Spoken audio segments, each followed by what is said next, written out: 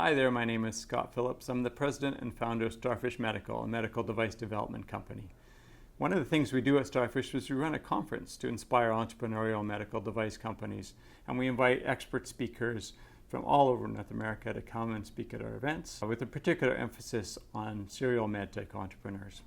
One of the things that occurred to me is that our audience would be very interested, and a greater audience would be very interested in longer form interviews with these entrepreneurs. So we started a whole new series. It's called Medtech Adventures, and the interviews run about 30 minutes, and we shoot them wherever we can.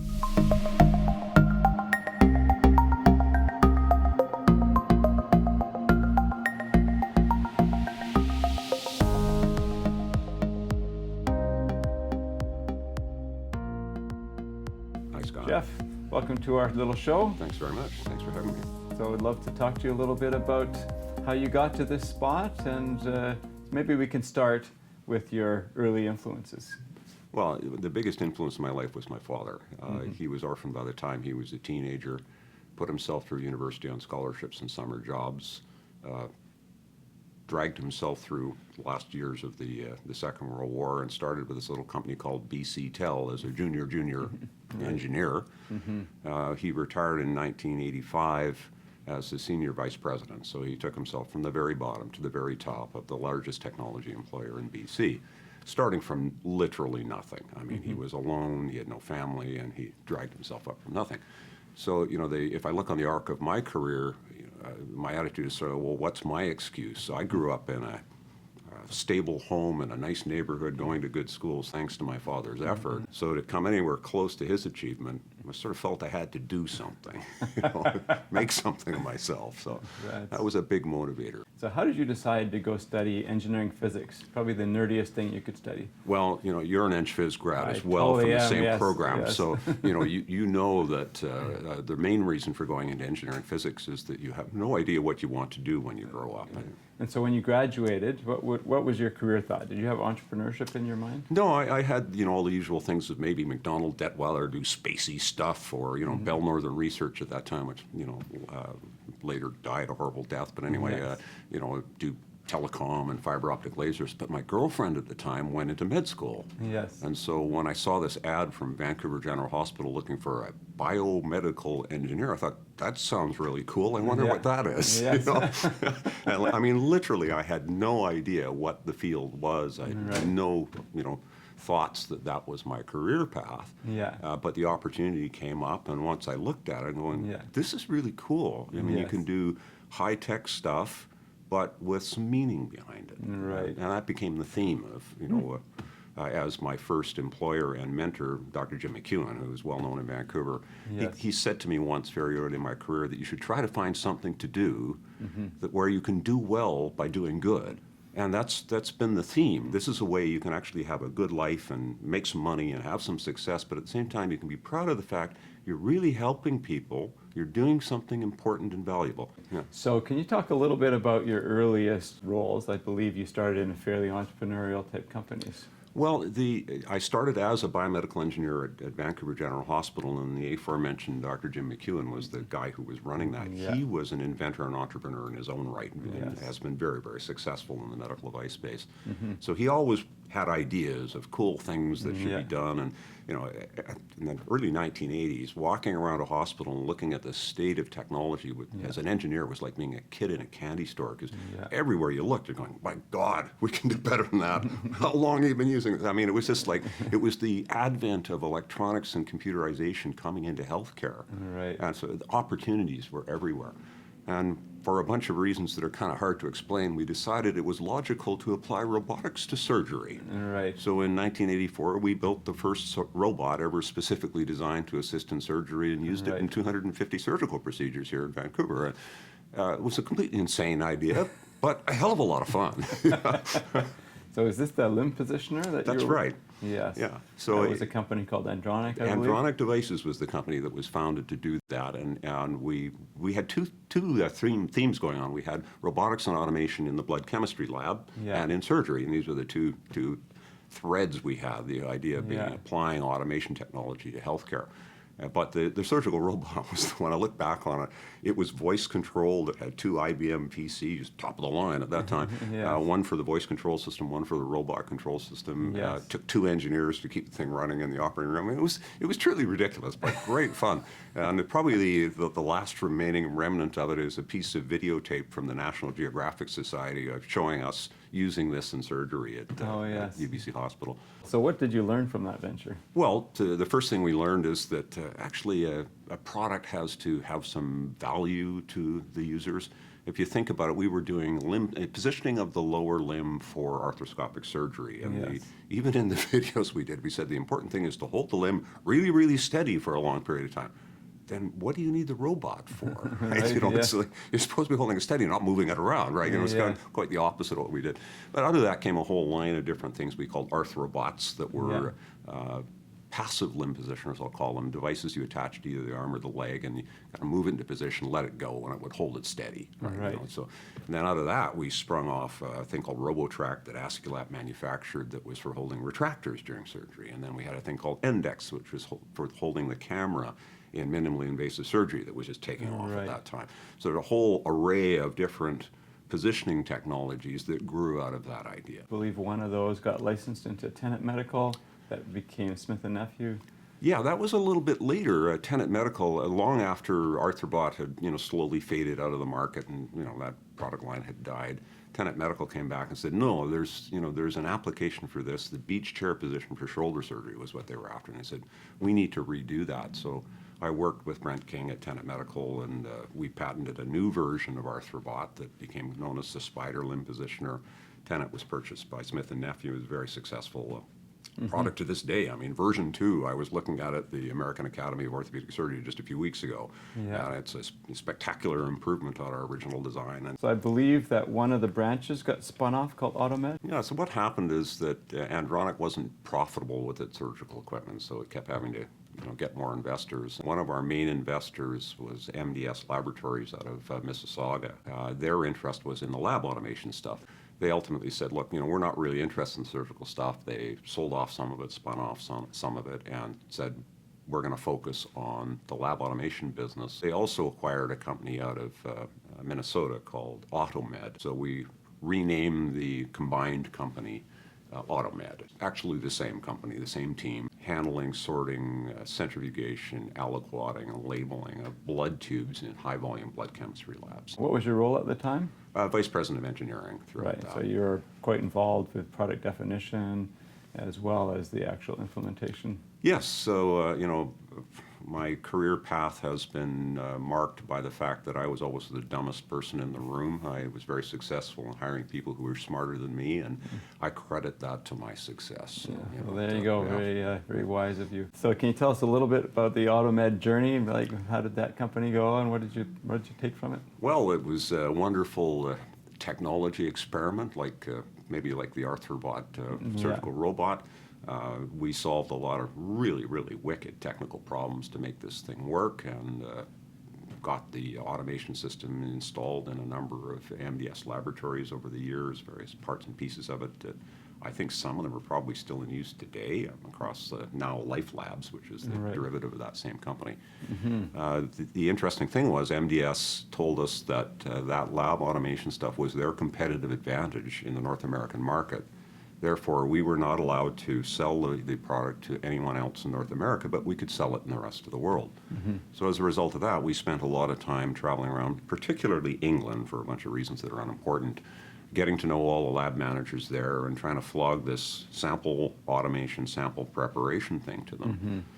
Now, the interesting thing is it turned out that that problem only existed for one company in the world, and that was MDS. Because in every other laboratory, the backlog in the laboratory operation was not the sample preparation, it was the data entry, entering the lab orders into the computer system so that the automated analyzers knew what to do with the sample. Sample preparation just wasn't a big deal for anybody else. MDS was unique in the world that they always entered their lab orders at the time the blood draw was done. So their lab system knew what to do when the sample finally arrived. Therefore, sample preparation was a problem for them. but Right. only for them. So maybe the market would evolve, but it wasn't evolved at that point. It wasn't, at the end of the day, we had carefully designed and spent, I don't know how many millions of dollars developing a product where there was only one customer in the world for it. That was a great lesson, before you go, well, MDS wanted it, so they paid for it, they got what they wanted, that's fine. But, in terms of developing a company and being able to grow a company, it's rather important to make sure you have more than one customer. More than one customer. Yeah. It's remarkable how often we run into people where there's a charismatic KOL involved in the story, Yes. and they come to believe that they're a proxy for the market. Right. And so it sounds like one of my takeaways from that is that I now have the rule of three. yes. And if I find one customer who's got a great idea for a product, that's nice. If I find a second, that's okay. That might be coincidence. But if I find three different customers who actually have the same problem, Yeah.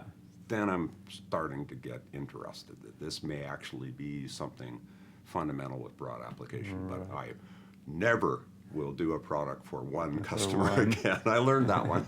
And how many more would you talk to? Like, I've heard people say 10 or 20. Oh yeah, you keep talking, but I'm not going to put any effort into it until Yeah. I've discovered the third.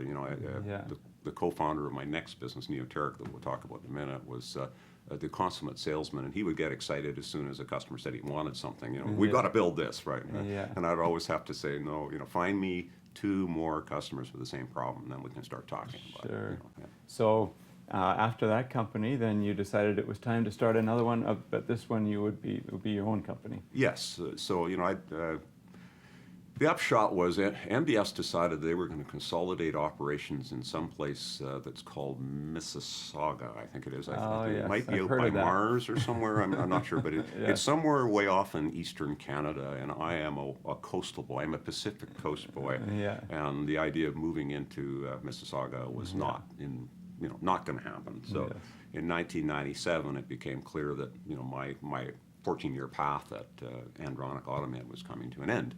And this is a story I really like to tell because it was my first experience with a true entrepreneur, and I got the best lesson in my life about entrepreneurship from a fellow named Doug Phillips. Yeah.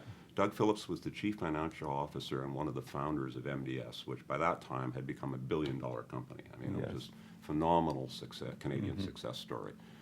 And I had decided I was not moving to Mississauga, so I flew out to the head office of MDS in Mississauga and, sat down with Mr. Doug Phillips.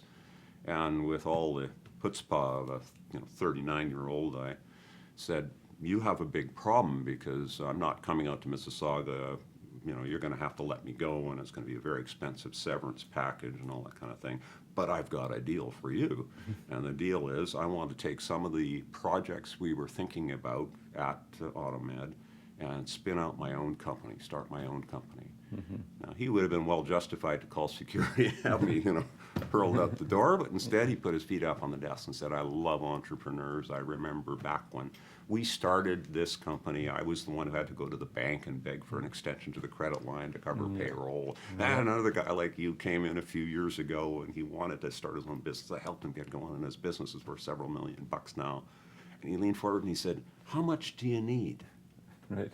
And this was nothing I had not planned for this scenario. Right. This was completely unexpected. So I kind of blurted out, well, $60,000, and he wrote me a check for $60,000. And I said, well, I haven't incorporated, I don't know what equity you're going to, and he said, no, this is your severance. Just, you make sure you keep me informed of how it goes. That's all I want from it. Right. Right? Now, the lesson from that is that every true entrepreneur that I have met who's been successful is so willing to give of their time, their advice, their mentorship, and even their money to help you become a success. I think that's very true. And it's a thread that I recognize again and again when I meet successful entrepreneurs. And I use the pie analogy. I think the average person on the street talks about getting a bigger slice of the pie, and they have this idea that it's a zero-sum game. Right. That they there's just a need pie. there's a pie, and I'm going to get a bigger piece of it. But entrepreneurs have baked their own pie. Right. I made a pie. You want to bake a pie? Here's my recipe. Let me give you some ingredients. That's right. I'll heat up the oven for it. It's what can I do to help you enjoy the success that I've had? Yes. And it's that willingness to say, this has been a fantastic experience for me, and I would love you to succeed as well. Yeah. And I again, I've taken that example from Doug Phillips, and I will say again and again, if you have an idea and you're enthusiastic and you're willing to put your effort and time into it, I will give you all the time I have for the price of a cup of coffee. Right. But remember, you get what you pay for. Right? Yeah. There is that. Yeah. So anyway, So with your $60,000, we founded, one of the other guys at AutoMed and I, we co-founded Neoteric technology, and our idea was to solve that problem with the data entry in the front end of labs. So because we knew everyone in the lab business in England, my partner ended up moving to England, and we hammered on that market. But did you learn your lessons quickly in retrospect, or quickly enough? Yes, well, one is because we had no external funding, and $60,000 basically, we had to be pretty quick at iterating, trying ideas out and trying to find something that people would be willing to pay for at least this and at least that. Now, probably the smartest move I made was my co-founder was an absolutely consummate salesman. I mean, he could sell anything to anyone. So we were able to sell stuff that was a little early, shall I say, until early to market. But ended up with a really strong relationship with a lot of lab people. We did attempt to solve the sample labeling and order entry problem. That led us to the problem with positive patient identification. We began evangelizing the idea of barcoded, machine-printed wristbanding across the hospital setting, and we got a bit of traction there. And finally, we ended up in a situation where we were in a lab in a hospital, in St. Mary's Hospital in Manchester, England, which I think has been shut down since. But anyway, the lab manager there, listened to our pitch about positive patient identification and sample labeling and all this kind of thing, and said, frankly, I'm not much interested in fighting that battle. Right. But I have this refrigerator full of blood units for transfusion that's a royal problem for me, and I wonder if you might be able to help us with that. Yeah. What he was concerned about was that he would cross-match all this blood and put it in the fridge every day and cross-match it for patients who were on the surgical slate. Yeah. And then during the day, people would come and grab these blood units for transfusions, and they're supposed to fill out the logbook, and maybe they did, maybe they didn't. It was probably illegible. At the end of the day, his only option was to inventory the blood, and if blood was missing, he would presume it had been transfused to the intended patient. But he said, I really have no idea who took the blood, where it went, what happened to it. I really don't know. Right. Is there something you could do about that? Well, we'd been mucking around with barcoded wristbands and PDAs with barcode scanners, and I look at a blood unit, it's covered in barcodes. Right. So it's like, we just put like a supermarket scanner next to the fridge, and when you take the blood out, you go bleep, and it records it, and he says, can you do that? And it's like, yeah, I think we can do that. It was, classic case of if we'd listened to the customer, the problem that they needed solving was actually much simpler than the problem we were trying to solve. Right. It was like we're trying to do all these complicated, difficult things, but what they really needed was something that was actually really easy for us. And if we just kind of shut up and listened, the customer was willing to lead us to that. Right. So your partner was spending a lot of time with customers, hopefully learning some things. You're the technical guy making all these things work. So how would you decide how much of your time you should spend talking to people about their problems relative to working on the technology? A lot of time, and it's the great thing again was that having a partner who basically spent his entire day, every day, talking to customers, and he taught me more about sales in 15 minutes than anyone else has in my entire life. I still recall doing this, that he had an appointment with a lab manager, very busy guy. And this guy's got 15 minutes for us. This is one of my trips over to England. And so we zipped into this lab, and this lab manager had 15 minutes. And my partner comes in all buttoned down like a sales guy in his Armani suit and all that, and got those brochures in his hand. He slaps them face down on the guy's desk and says, we have some things to talk about, but before we do, what are the biggest problems you face in the lab today? Right. And then sat back and listened. Yeah. And this guy who had 15 minutes for us talked for about 2 hours about every problem that he faced all day long. Now, of course, being the techie guy, I'm sitting there with my notebook, writing down product ideas, left, right, and center. Check out this side. Maybe this is a problem, right? And just like, if you just ask your customers what their problems are, people love complaining. People love telling you what's going wrong, and it just. You then do that match, and as this guy finally wound down after all his complaining, he finally said, you know, gentlemen, I don't even know what it is you sell. And my business partner says, we can't solve all your problems, but here's what we can do. Right. You know, absolutely brilliant lesson Yes. in how to do this. Find a way to get in front of the customers and then just ask them what their problems are. Right. Then look for those overlaps where you say, you know what, I have a hammer for your nail.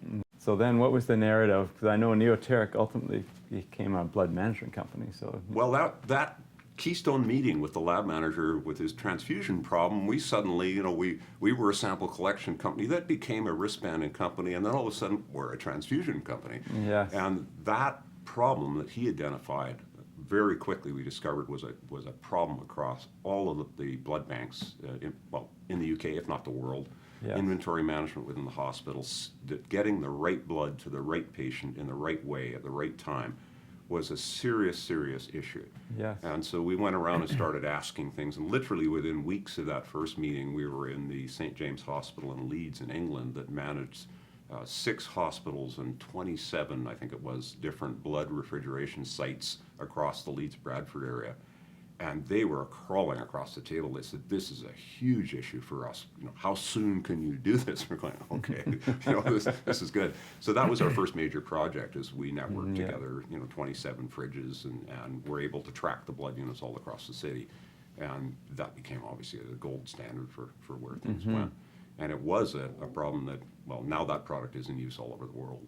So then you obviously added some features to the product, and you use that as leverage points. And so how did you build out the market? Well, the interesting thing was, now that we, you know, had some credibility in the blood banking market, the blood bankers came to us with their other problems, and they said, great, you know, you got inventory management and the fridges done, but we're very concerned about making sure the right blood gets to the patient. So is there some way that we can, at the bedside, you know, improve the process for confirming that we have the right blood for the patient? You know, as you know, if you give the wrong blood type to a patient, it can seriously injure them and possibly even kill them, right? So it becomes very, very important. Yeah. And so all of a sudden we're going, well, you know, we have this thing where we can put barcoded wristbands on your patients. We could read the barcode on the wristband, read the barcode on the blood unit, and right then and there, before you do the transfusion, confirm that it's the right thing. Right. Right? And can you do that?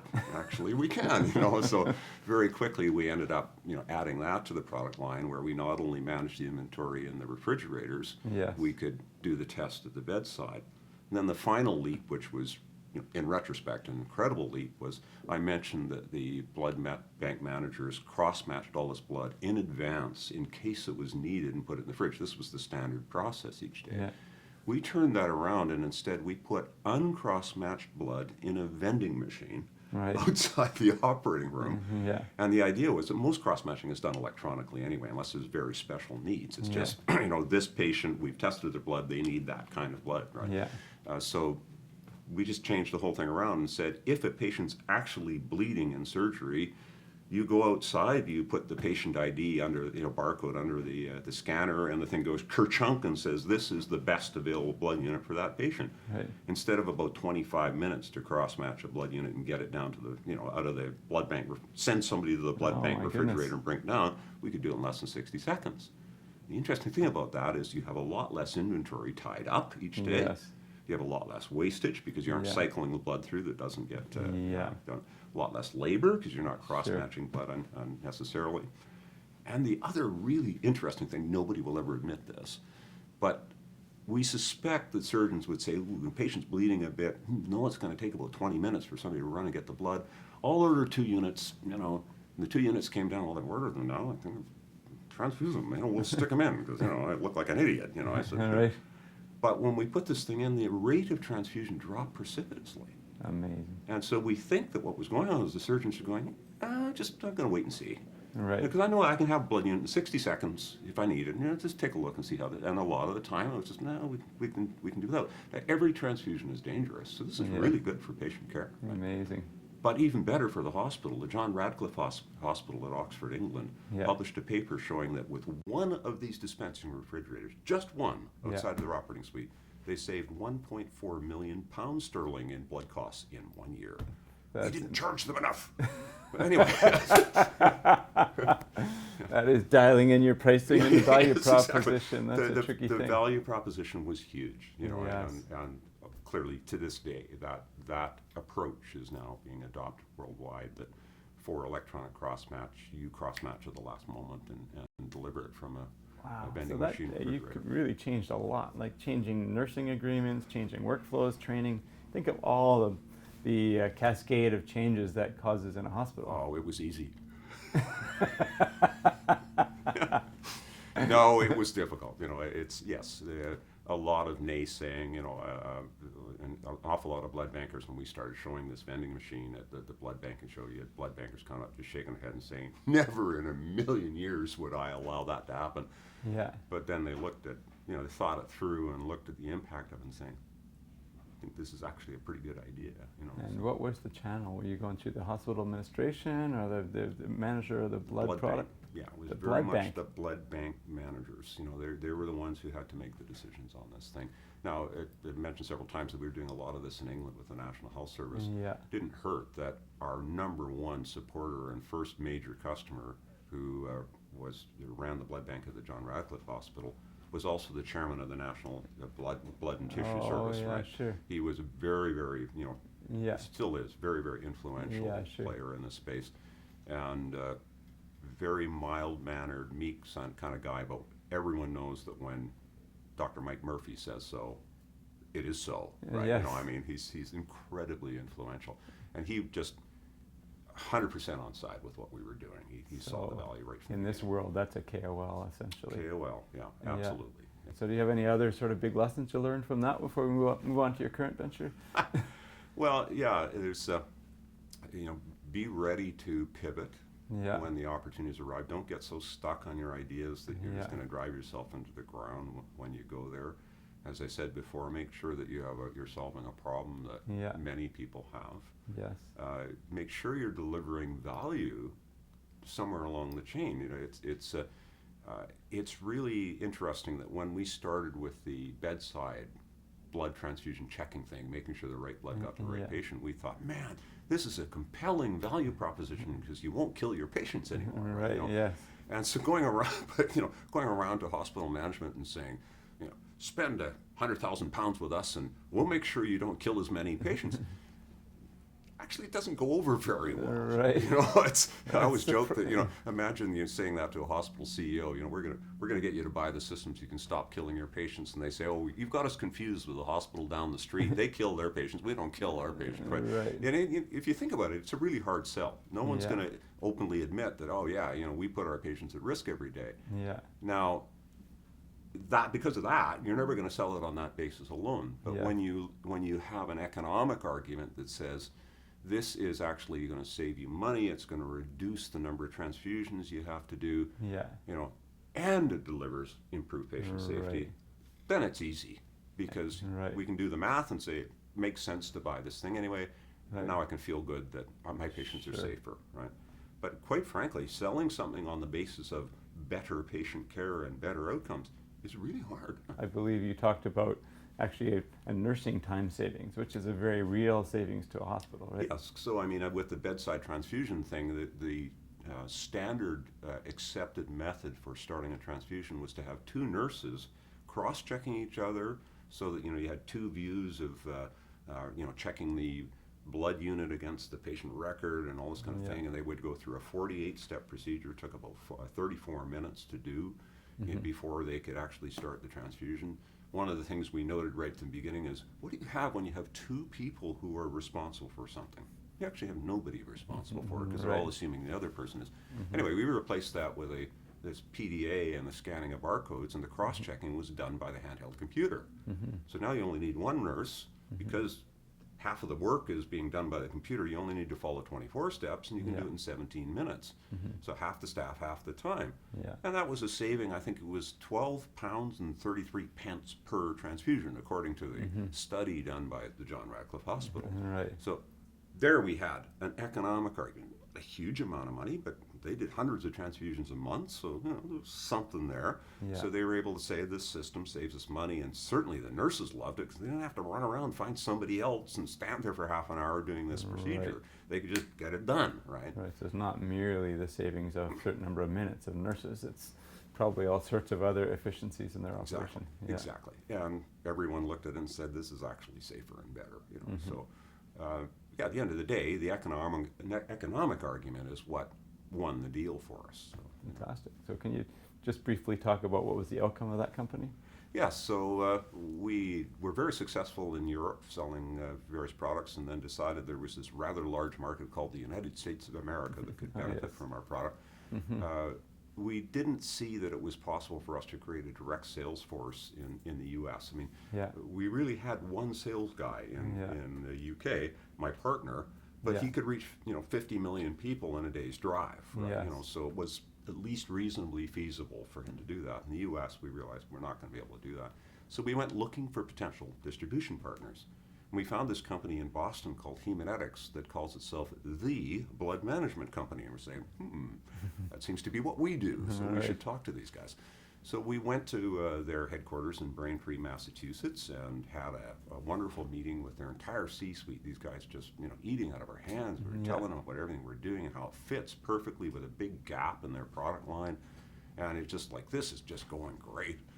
And we kind of wind down and get to the end and hit our punchline and say, therefore, we'd like to offer Haemonetics the opportunity to distribute our product. And the CEO laughs and says, we don't distribute other people's products, sorry. We're going like, well, what was this all about? And we're kind of getting ready to pack up and go home with our tail between our legs. He says, no, sit down. We don't distribute other people's products, but we do buy companies. And I'm like, oh, I mean, that hadn't crossed our mind, that was a possibility. Long story short, April 2009, Haemonetics bought Neoteric and then tucked it into their operation, and they've done a fantastic job with it. They've taken it all over the world. They've improved the product line. They've continued to develop it, and I'd like to think it's been hugely financially successful for them as well. So it was a really, really good outcome for us. They were the blood management company and continue to be so. So that put me in a position with a little bit of cash in my pocket and an opportunity to work for a large organization. I'm not a large organization guy. No, exactly. It wasn't long before you were saying, well, maybe this retirement thing isn't going to work for me. Well, I decided to, take a break from them, and I guess it was 2011. So middle of 2011, I resigned and went home and mowed the lawn, did a few other things, did retirement kinds of things. In early 2012, one of the guys I worked with at Neoteric, who had moved on to Haemonetics doing worldwide marketing for their software products, he phoned me up and said, I got fed up with the big company thing, couldn't stand it, so I've quit my job at Haemonetics, therefore I need a new job, therefore you're starting a new company, therefore what are we doing? Right, of course. Oh, I am. And his timing was perfect because I just kind of reached that level of, I'm kind of young to be bored. And so we launched a company we now call Claris Healthcare. And this time we decided we're going to take all those lessons we learned and do it right. So we started with the presumption that our opinion, although interesting, is irrelevant. What really matters is the needs of a real customer. So we went out into the community and started asking questions about what is needed in healthcare today. And we very quickly converged on a common theme that the aging population demographic is going to radically disrupt the way we deliver healthcare, and that something has to happen. I had one person say that roughly 70% of what's currently done in institutional settings has to move into the community and into the home, because the institutional settings is exactly the wrong place for a senior suffering from chronic conditions, which is what we're going to be facing. So we went around and interviewed a whole lot of people saying, okay, if that's the thing, what are the events that lead to the decision to institutionalize a senior, and what can we do to intervene and put that off by a day, a week, a year, a month, just to kind of push it off a little bit longer. And we converged on two things that mattered. One was medication management. Medication problems are the root of many, many hospital admissions for people over the age of 50. And the second was communications. And the best summary of this was from a hospitalist in Victoria, BC, actually. He said, look, I'm at the end of an inexorable process for a senior living on their own, if they get in trouble, they really only have one option. That's to dial 911. The 911 operator has only one option, send some paramedics. The paramedics have only one option, scoop this person up, bring them to the emergency room. Emergency room only has one option, stick them in a bed until I can come and talk to them. Right. And a large proportion of the time, the outcome is that if only I could have spoken to you before all of this happened, you could have just done this, this, and this, and you would have been fine. Right.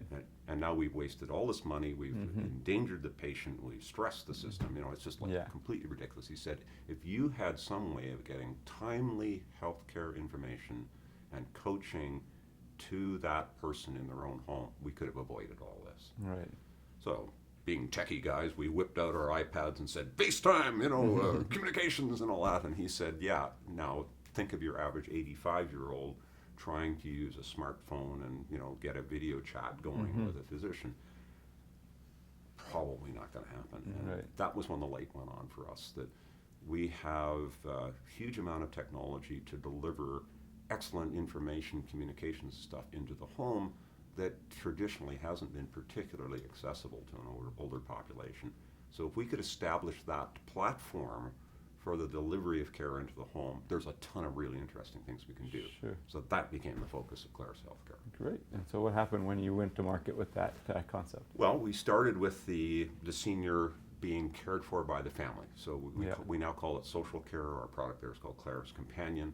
The idea is that, you know, if you have your mother, widowed, living in the family home by herself, how could you engage her in other modes of communication other than the good old-fashioned telephone that would allow you to keep track of how active they are, whether they're taking the medications, you know, they're in touch with people, up and about when they should be. So we created this platform that engaged the senior around photograph sharing, video sharing, various types of messaging, you know, which is actually text message and email, but they don't know that, it's just messages coming in. Video chat, you know, they can do all these kinds of things in an incredibly simple way to stay socially engaged. Yes. But at the same time, you start establishing patterns of behavior of what they do each day and how they respond and how much they interact with the platform, that if you see a massive disruption, you know, something's going on, right? Yes. Most seniors having a mental age of 15 to 20 years younger than their actual physical age, they don't want an aid for seniors because that's admitting frailty and things like that. And nobody wants to go there. We want to think we're younger than we are. So we position this as a social communications platform, which just happens to be able to deliver timely healthcare information and monitoring when needed. But that's not its primary purpose. And we nailed it. Seniors love this thing. They get engaged with this thing. They use it literally till they die. You know, we have customers who bought this thing early on and they use it every day and have been for years. You know, so we got that part right. The only problem, the only lesson we took from it, is that seniors won't pay for this. Oh yes. And this is the greatest generation. This is the depression generation we're getting the tail end of. You know, and ooh, that's expensive. You want $49 a month? You know, it's like. We offer a cell plan, you know, like they don't even have to hook up Wi-Fi. I mean, they just turn it on and it's connected, you know, and we're trying to eliminate all the impediments. So it turns out that the buyer is the daughter. Right. You know, the daughter who's sort of self-appointed family caregiver, usually the daughter, it can't be the son, but the self-appointed family caregiver who's worrying about mom.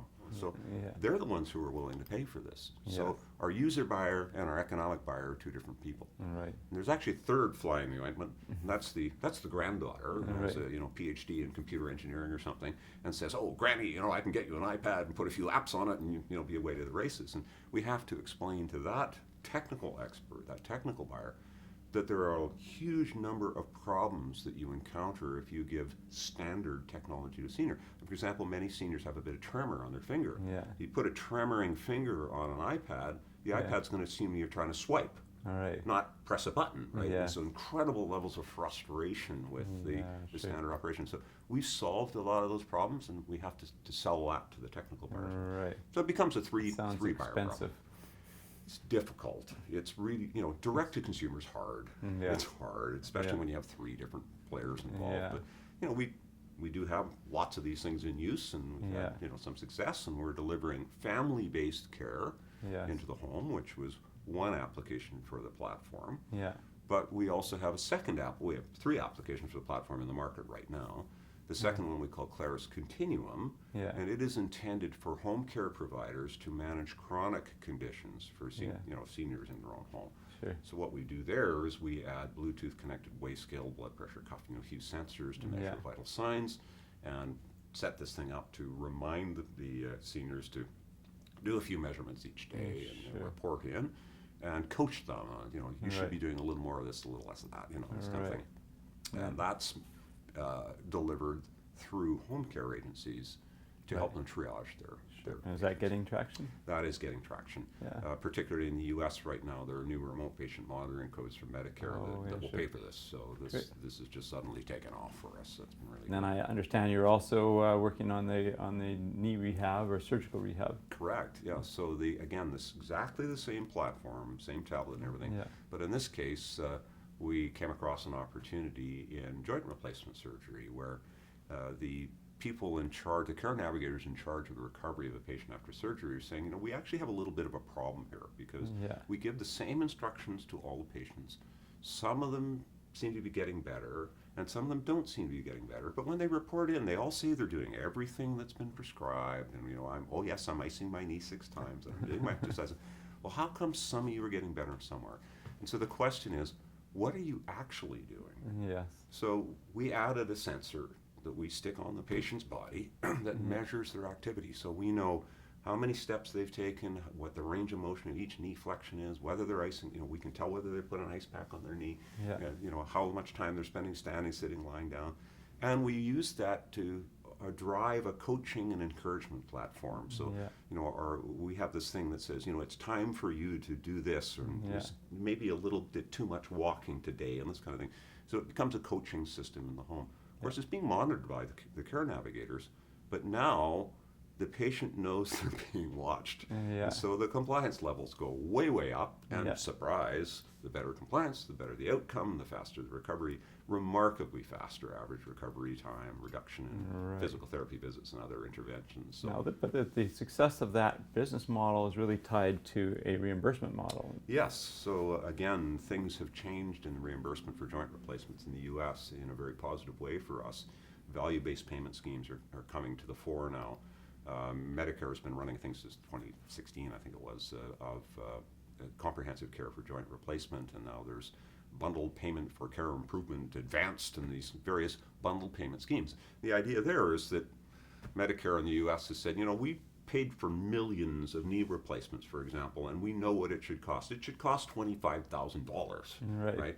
So if it costs more than that, you've done something wrong. On the other hand, if you can figure out how to make it cost less than that, we'd be happy to share those savings with you. Yes. So now for the hospitals and the care providers, the motivation is not, why don't we just keep you in the hospital for a couple extra days at $1,000 a day? It's how can we get you out of here? But at the same time, there are penalties for poor outcomes. So there is a proper balance here. But the motivation now is to see if we can get patients home faster, at lower cost, lower risk, better outcomes. And so we walked into this marketplace at exactly the right time, with something that drives. Sometimes luck is the driver of success. Timing. It's all around timing. Timing. Sorry. I always say that the main trick in business is surviving long enough to be successful. Yes. Keep your stick on the ice, as we say in Canada. Exactly. Yeah. We are. That's remarkable. So sounds like you're onto a great start with your new venture, and you're getting traction in 3 different verticals all at the same time. Yes, exactly. Yeah. It's really really exciting. Yeah. So I've said my entire career has been a lesson of short, sharp lessons from the marketplace, and we're waiting to hear from the market about this product and what it thinks. But so far, indications are good. Fantastic. So just as we wrap up, do you have any sort of final observations or wisdom to share with our audience? It's a great ride. Yes. It's entrepreneurship itself is a really wonderful way of building a great life. Entrepreneurship in medical devices and healthcare has that extra cachet of you are doing something important. You're doing something valuable. Doing well by doing good.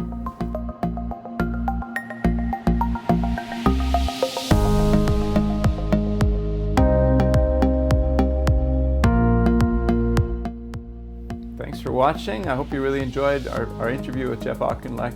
Stay tuned. We have a lot more very interesting entrepreneurs for you teed up.